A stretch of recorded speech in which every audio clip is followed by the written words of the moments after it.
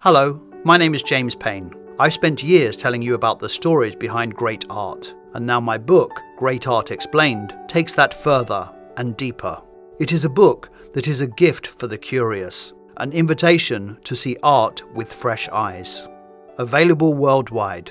Thank you.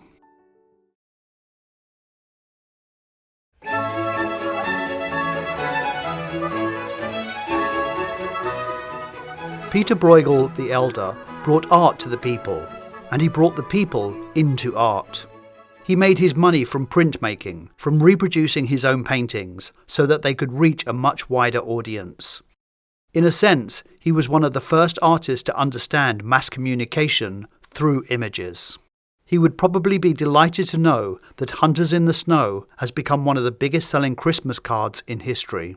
But of course, it's far more than a festive card. It is an image that not only reflects a radical change in what artists put on the canvas, ordinary people and the world they inhabit, but also reflects a mini ice age.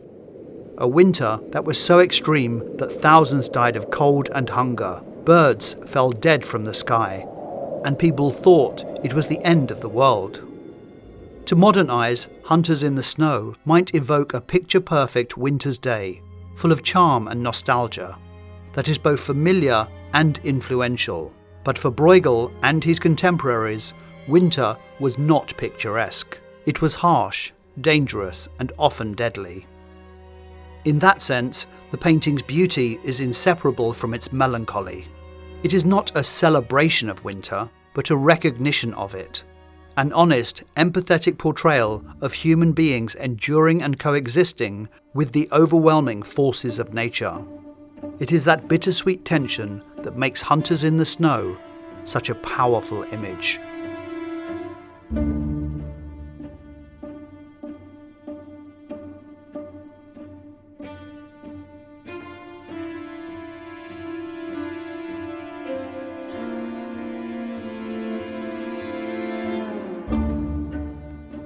We don't know exactly when or where Pieter Bruegel was born, but it was probably around 1525, in or near the town of Breda in the Netherlands. As a young man, he moved to the prosperous city of Antwerp. At the time, it was the economic centre of the Western world, a global hub of trade and finance. This newfound wealth attracted merchants and artists from across Europe. Hunters in the Snow would be painted in 1565 at the onset of the Little Ice Age, a period of global cooling defined by long bleak winters, short summers and failed harvests. In January of that year, the cold was so harsh that an iceberg crashed into the port of Rotterdam. But while people endured extreme weather, they were also living through deep political and religious upheaval. The Low Countries, what we now know as Belgium, Luxembourg and the Netherlands, were then part of the Spanish Habsburg Empire, ruled first by Charles V and later Philip II of Spain. But across the region, Protestant reformers were challenging Catholic authority. Calvinism, with its rejection of religious imagery and lavish ritual, was spreading fast. Bruegel lived at a time when the printing press had done to Europe what the internet has done to us. It transformed access to information, destroyed old hierarchies, and created a completely new kind of audience.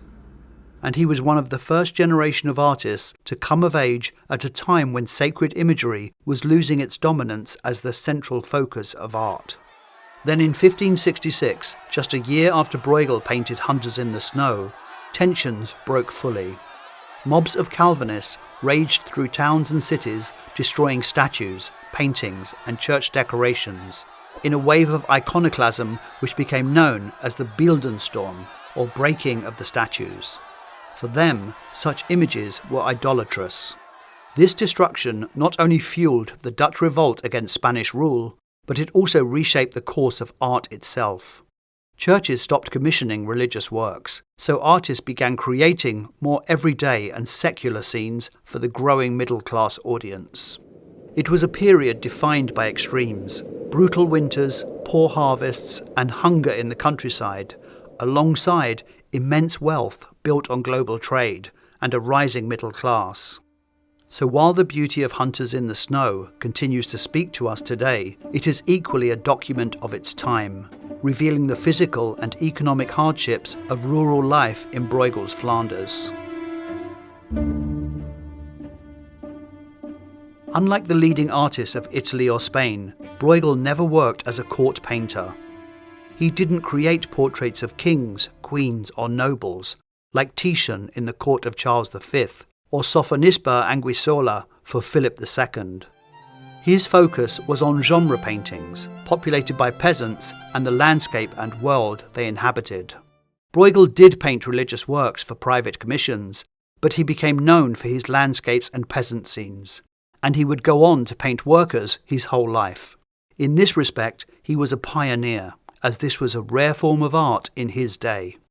We have to remember that Bruegel himself at the time was considered a mere artisan, on a level with a carpenter or weaver. He started his career as a draftsman for a printer in Antwerp, then one of the richest cities in Europe and the centre of printing. Prints are relatively cheap, and both ideological and artistic ideas could be disseminated widely and easily. Printmaking taught Bruegel how to communicate ideas, how to reach a mass audience, and how to tell complex stories compactly. He was, however, also schooled in the traditions of fine art, and like many educated young artists of his time, he travelled to Italy to study. But it wasn't the classical sculptures, the architecture, or lavish religious paintings that impressed him. It was the Alps that he had seen on his journey. A print of the Alps, created from a painting he made on his travels, became a bestseller in the notoriously flat Low Countries. The Northern Renaissance in the Low Countries was obviously influenced by what was happening in Italy. But although earlier artists like Albrecht Dürer looked to Italian Renaissance ideas, Bruegel was interested in ideas closer to home, Netherlandish people and their customs. What made Bruegel truly groundbreaking was not what he painted, but how he painted it. The tradition of painting peasants had evolved slowly from the margins of manuscripts to the walls of great houses, and Bruegel is the moment where it stops being background and becomes the story. Peasants in this period were often portrayed as buffoons or figures of ridicule, but Bruegel didn't share this crude approach. He paints them with a quiet dignity, as real human beings rather than caricatures. His peasant wedding and peasant dance may contain humour, but it is humour laced with warmth and understanding. He gives these men and women weight, individuality and presence, turning their daily rituals into something monumental. Bruegel's art is the product of many influences, spanning Netherlandish manuscript illumination, Boschian allegory, Italian compositional theory, and the humanist culture of mid-16th century Antwerp. An important figure who is rarely discussed when it comes to Bruegel is Simon Benning from Ghent, who portrayed peasants with dignity. Benning's calendars and books of hours also pioneered techniques that Bruegel perfected, such as high viewpoints, sweeping panoramas, and seasonal cycles. An important source of inspiration was the work of Hieronymus Bosch, who, although active nearly a century earlier, was still hugely popular when Bruegel began his career. Publishers even commissioned Bruegel to design works in the manner of Bosch. Apart from the most obvious similarity of the crowded and busy canvases, Bruegel's early works, such as The Fall of the Rebel Angels and The Triumph of Death, clearly echo Bosch's moral allegories. We could say that Bruegel inherited Bosch's moral imagination, but stripped it of demons and miracles, translating it into real life. It's possible that we are still fascinated today by Bruegel because really he painted us. Not kings or saints, but ordinary people, trudging through snow, working, eating, celebrating, or just enduring. He turned everyday life into something monumental, finding poetry in the routines and struggles that most artists ignored. Hunters in the Snow was part of a series of 6 paintings representing the seasons. The commission came from a wealthy merchant in Antwerp, Nicholas Jongerlink. Unlike Bruegel's prints, which were widely distributed, this series of expensive oil paintings wouldn't have been seen by ordinary people, only those in Jongerlink's circle. Each painting was quite large, and they hung together in his dining room. The paintings would have surrounded visitors while they were dining in the Jongerlink residence, and the richness of detail and flow of storytelling through the seasons would have made it an immersive experience. Back then, people didn't think in terms of 4 equal seasons, but rather 6 unequal ones, and the cycle included gloomy day, representing early spring, spring, now sadly missing, haymaking, showing early summer, harvesters depicting late summer, the return of the herd for autumn, and hunters in the snow, our familiar winter scene. All 6 paintings share a compositional device known as the balcony motif. We view each scene from a hill in the foreground, like a balcony, watching the landscape unfurl beneath us. Bruegel is observing humanity from above, a bird's-eye view, detached but fascinated. While all 6 panels were revolutionary, the winter scene has become iconic, maybe because it's Bruegel's philosophy in a single image. Bruegel was fascinated with winter scenes, and at the time of the mini ice age he naturally produced many of them. But none of them captured the raw power of winter as vividly as Hunters in the Snow, a painting that chills you to the bone. As we enter the scene, we see 3 men trudging through ankle-deep snow, returning home from the hunt. It hasn't gone well. Their heads hang low, their dogs are thin and weary, and the day's catch amounts to just one scrawny fox slung over a shoulder. Tiny tracks in the snow hint at a creature that escaped them, a reminder that hunger is never really far away. The vertical lines of the bare trees lead us on a descending slope into the far distance. As is usual with Bruegel, his paintings have a multitude of details occurring at the same time on different planes. Here, a man way in the distance is himself hunting, and we see a burst of gunshot. Over here, we see that a chimney fire is raging, and men climb the roof, perhaps to contain it, as another rushes to bring a ladder. Here, people gather around a fire outside an inn. They're preparing to roast a pig in a ritual known as the singeing of the swine, though the animal itself is nowhere to be seen. The inn sign shows St. Hubert, the patron saint of hunters. It shows the scene of Hubert's conversion to Christianity. He was hunting on Good Friday when he saw a crucifix appear between the antlers of a deer. The sign hangs precariously over the head of the villagers, and the heavy snow and wind could bring this crashing down at any moment, emphasizing the inherent danger of winter months, or perhaps the precarious nature of the hunt. The text on the sign translates as "to the deer," another hunting reference. Further down the slope, an empty bird trap reinforces the message: food is limited. Crows and magpies add a quiet sense of foreboding. In Flemish folklore, these were birds associated with death or bad weather, reminding us that beauty and menace share the same sky. It is a scene of high contrasts, both visually and metaphorically.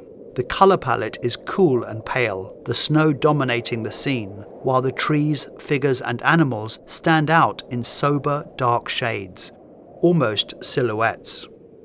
This is the beginning of the so-called Little Ice Age, and people are unaware of the even more extreme temperatures to come, represented by the hunters entering the frame after their dismal performance. The harsh reality of the unsuccessful hunt is balanced by the broader themes of human resilience. In the bottom right, we see one woman pulling another on a sled.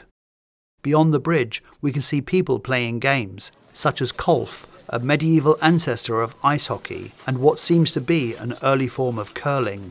Someone has fallen over and their hat has come off. Children and adults play together. Even a dog joins the fun. Yet even among the jollity on the ice, the signs of hardship remain. The mill wheel is frozen solid. No grain can be ground. And look at what rises out of the Netherlandish landscape in the distance. Incongruous mountains, vast and snow-covered. These mountains are not real. They are Bruegel's memories of the alpine landscape from his earlier travels, completely unlike anything you'd find in the Low Countries. The Alpine motif, which had been his best-selling print, makes a dramatic cameo to give the painting a sense of fantasy and storytelling, to exaggerate the sense of harshness and extreme weather the hunters had endured.